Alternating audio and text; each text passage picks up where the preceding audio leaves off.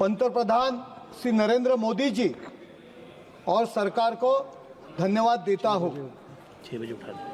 The readjustment of representation of scheduled tribes in assembly constitutions of the state of Goa bill 2024 एक ऐतिहासिक कदम है। ये विधेयक को हमारी पार्टी शिवसेना और हमारे मुख्य नेता एकनाथ शिंदे जी की ओर से मैं समर्थन देने के लिए यहाँ खड़ा हूँ। यह विधेयक गोवा विधानसभा में शेड्यूल्ड ट्राइब्स को प्रतिनिधित्व का अधिकार देता है। दशकों से ये समुदाय उपेक्षित था, लेकिन अब सरकार के इस कदम से उन्हें न्याय और सम्मान मिलेगा। यह विधेयक न केवल सामाजिक न्याय की दिशा में एक मील का पत्थर है, बल्कि यह संविधान के उद्देश्यों को भी पूर्ण करता है। हमारा देश आदिवासी समाज की उन्नति और सशक्तिकरण के लिए सुनियोजित योजनाओं और ठोस नीतियों के माध्यम से आगे बढ़ रहा है। मैं पंतप्रधान नरेंद्र मोदी जी को विशेष धन्यवाद देता हूं, जिन्होंने भगवान बिरसा मुंडा जैसे महान आदिवासी स्वतंत्रता सेनानी को श्रद्धांजलि देते हुए उनकी जयंती को जनजातीय गौरव दिवस के रूप में घोषित किया। पंतप्रधान जी ने 2 अक्टूबर 2024 को झारखंड के हजारीबाग से इस योजना की शुरुआत की। 79,150 करोड़ के इस प्रोग्राम के तहत 63,000 से अधिक जनजातीय गांवों में से स्वास्थ्य, शिक्षा और आजीविका के अवसर बढ़ाए जाएंगे। इससे 5 करोड़ जनजातीय लोगों को सीधा लाभ मिलेगा। सरकार ने आदिवासी बच्चों को गुणवत्तापूर्ण शिक्षा देने के लिए 40 नए EMRA स्कूल खोले और 25 की आधारशिला रखी। 2,800 करोड़ की लागत से बने ये स्कूल नोएडा विश्वविद्यालय के समकक्ष है, जहां स्थानीय कला, संस्कृति और खेल को बढ़ावा मिलता है। प्रधानमंत्री जनजातीय आदिवासी न्याय महाअभियान इस योजना के तहत सड़क कनेक्टिविटी, आंगनवाड़ी सेंटर्स और स्कूल हॉस्टल बनाए जा रहे हैं। PVTJ परिवारों के लिए 75,800 से अधिक घरों में बिजली पहुंचाई जा रही है।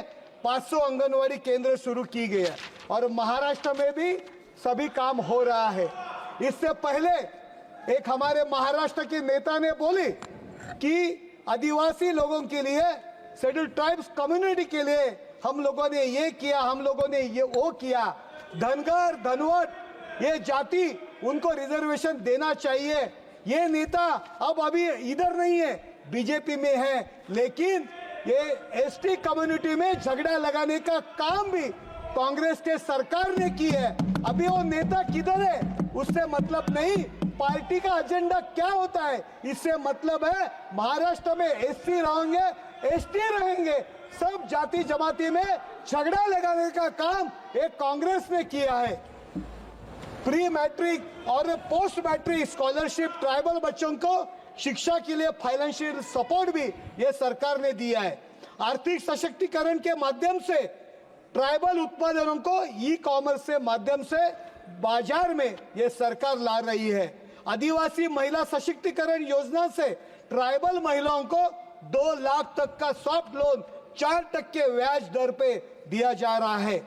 सरकारी इन योजनाओं का उद्देश्य आदिवासी समाज का सर्वांगीण विकास और उनको मुख्य धारा में शामिल करना।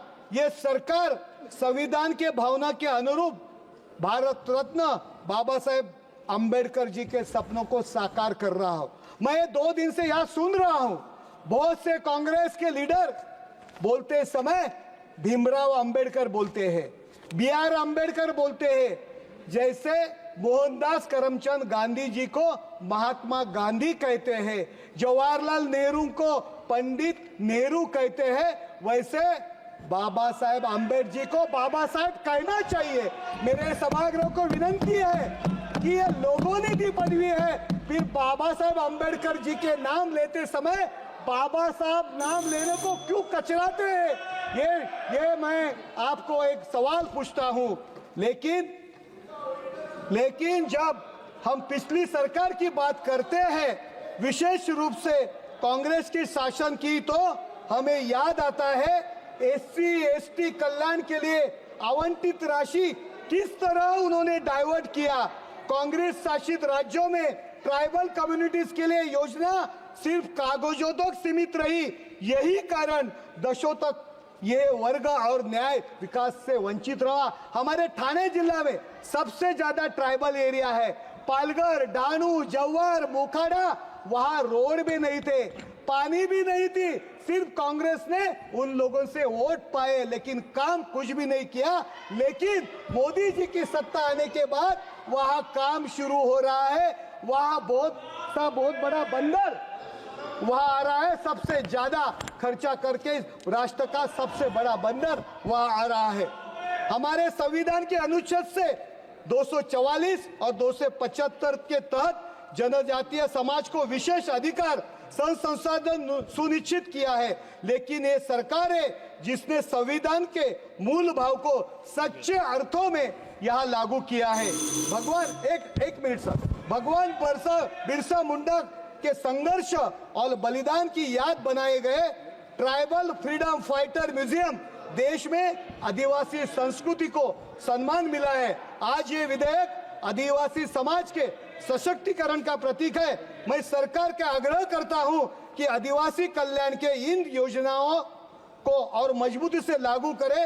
मैं विपक्ष से अपील करता हूं कि वे संकीर्ण राजनीति के ऊपर से उठकर देश के जनजातीय समाज के हित में कार्य करें। धन्यवाद अध्यक्ष जी महोदय। राजू बिष्ट, श्री राजू बिष्ट।